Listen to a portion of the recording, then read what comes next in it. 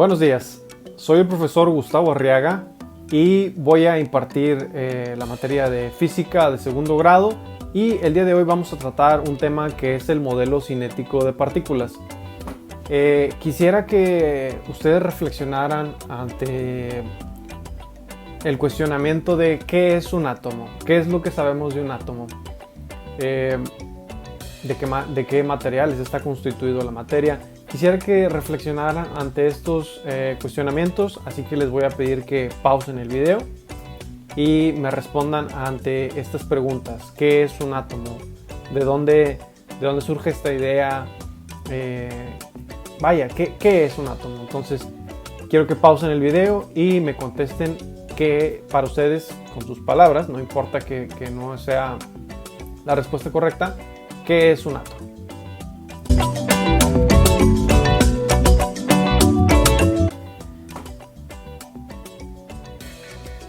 Muy bien, ya habiendo respondido ante esta pregunta, quisiera platicarles un poco de la historia del átomo. En realidad no es un concepto nuevo. Desde la época clásica, hace 500 o 400 años antes del nacimiento de Cristo, los griegos ya se realizaban este tipo de preguntas, y ellos llegaron, al menos algunos de ellos llegaron a la conclusión de qué tanto puedes cortar un material hasta que llegues a un punto en donde ya no puede ser cortado. Es decir, tú tienes un palito de madera, lo vas cortando en mitades y cada vez lo vas cortando, y cada vez es más difícil cortarlo, cada vez es más pequeño y cada vez es más difícil cortarlo. Entonces ellos llegaron a la idea de que llega un punto en donde este objeto ya no puede ser cortado más. Llega un punto en donde es una parte indestructible, que no puede ser rota o cortada. Y ellos le pusieron el nombre a esta parte que ya no puede ser cortada, el nombre de átomo. Y según ellos, todas las sustancias, incluidos los seres vivos, estamos constituidos de átomos, de partículas que no pueden ser rotas o que no pueden ser cortadas. Lógicamente, este concepto de átomo cayó en desuso en la Edad Media, y hasta el Renacimiento se vuelve a retomar este concepto de que estamos constituidos de partículas muy pequeñas que no pueden ser destruidas, que no pueden ser cortadas. Se retoma este concepto del átomo.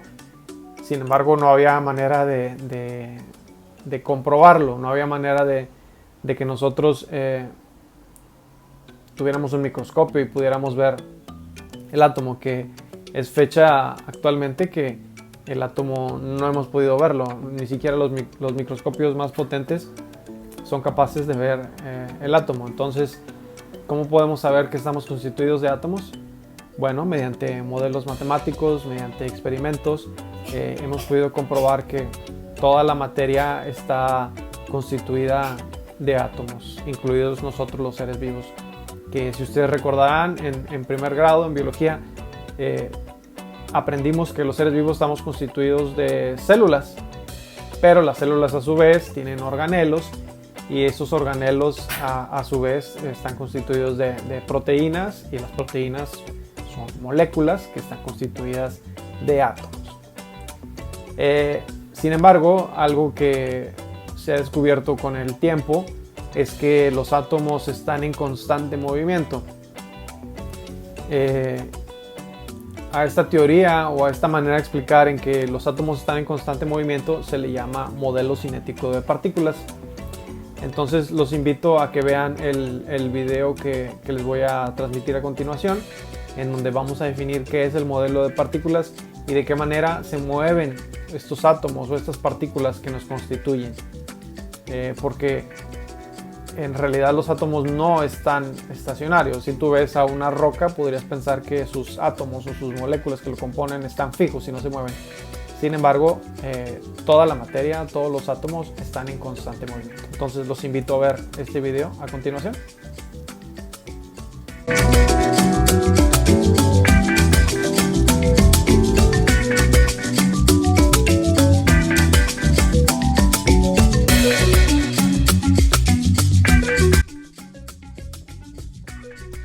¿Cómo están mis queridos jóvenes ilustres? Les quiero comentar ahora sobre un tema que ya habíamos visto relacionado con el modelo cinético de partículas. El concepto de modelo, el término, se refiere, si ustedes recuerdan, es sobre la representación de algo real. En el caso de nosotros, pues viene siendo mediante un dibujo, una representación de algo. En el concepto de cinético, si recuerdan, el concepto cinético o cinética se refiere al movimiento, y en el caso de las partículas se refieren a lo que es el átomo, que es la partícula más pequeña de la materia. Por lo tanto, definiendo estos tres conceptos, podemos decir que es la representación del movimiento de los átomos o partículas, pero en cuanto a en dónde se genera este tipo de movimiento, pues son en los estados de agregación, que es el sólido, líquido y gaseoso, que ahorita lo vamos a ver. Podemos analizar aquí el modelo cinético de partículas. Dice, todas las partículas o todas las moléculas tienen movimiento. Por eso se le llama energía cinética molecular. En el caso de los sólidos, sus moléculas o partículas están muy juntas. Sin embargo, en los sólidos vibran en su mismo lugar, pero están muy juntas. Tal es el caso de un cubo de hielo, que es el básico. Podemos analizar que sus partículas están muy juntas. En el caso de los líquidos, podemos observar que están un poco más separados. Y en el caso del gas, las partículas están en constante movimiento, en el cual chocan en la recipiente que lo contiene y también chocan entre ellos. Entonces, sólido muy juntos, líquido un poco más separadas sus partículas, y en el caso del gas, pues sus partículas están en constante velocidad y chocando entre sí y en el recipiente que lo contiene.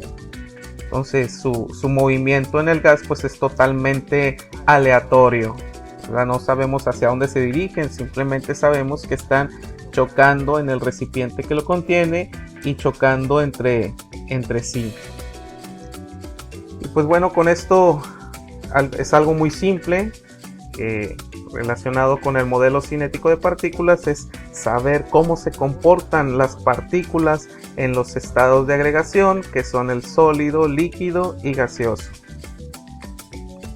Por mi parte es todo, mis queridos jóvenes ilustres. Pues estamos comentando en la próxima presentación. Muchas gracias y saludos a todos. Muy bien, alumnos, quiero mostrarles este simulador que nos va a ayudar a tener una mejor comprensión de lo que significa el modelo de partículas y de cómo las partículas interactúan entre sí. Aquí vamos a analizar a los gases y cómo la temperatura afecta la manera en que estas partículas se mueven. Aquí podemos observar a una bomba, de la cual voy a utilizarla para que introduzca aire a la cámara. Hay esas bolitas que es de color lila o morado que están viendo ustedes, representa a gas, partículas de gas, átomos de gas que están moviéndose a través de este recipiente. Como ustedes recuerdan, como ustedes pueden recordar, todas las partículas están en constante movimiento, todos los átomos están siempre en movimiento, y en el caso de los gases es el estado de materia en el cual están todavía en un mayor movimiento. Los líquidos tienen un poco menos de movimiento y los sólidos tienen menos movimiento, pero los tres estados de la materia, sus partículas están en constante movimiento. Ahora quiero que observen aquí en la parte de arriba, nos dice 300 grados Kelvin. ¿Sí? Lo voy a convertir a centígrados para que sea más fácil de comprender, de analizar. Observen cómo está a 27 grados y la manera en la que se están moviendo las partículas. Si yo le agrego calor, observen cómo está subiendo la temperatura. Vamos a dejarlo en 241 y observen cómo la velocidad a la que están moviéndose las partículas se aumentó. Entonces, de esa manera podemos observar cómo la temperatura afecta el movimiento de las partículas. Mientras más calor haya, mayor será la velocidad a la que se mueven las partículas de una determinada sustancia.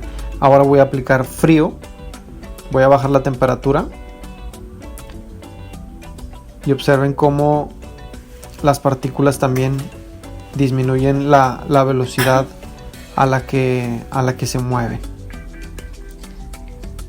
Aumento el calor y observen cómo aumenta la velocidad a la que se mueven las partículas. Enfriamos y de igual manera se disminuye la velocidad a la que se desplazan las partículas. Ahí lo puse a una temperatura muy fría. Después de haber analizado esto, podemos concluir que esta es la razón por la cual el agua se congela al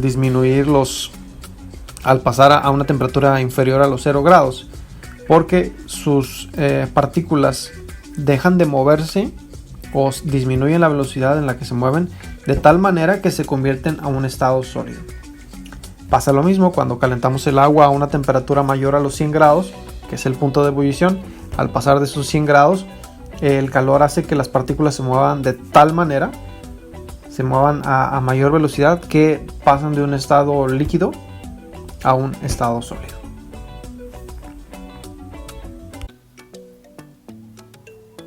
Muy bien, después de haber observado estos videos, les voy a pedir que contesten la ficha de trabajo, que se las voy a compartir, se las voy a hacer llegar. Pero antes de eso, para cerrar este aprendizaje que hemos estado adquiriendo a través de estos videos, quisiera que se imaginaran la siguiente situación.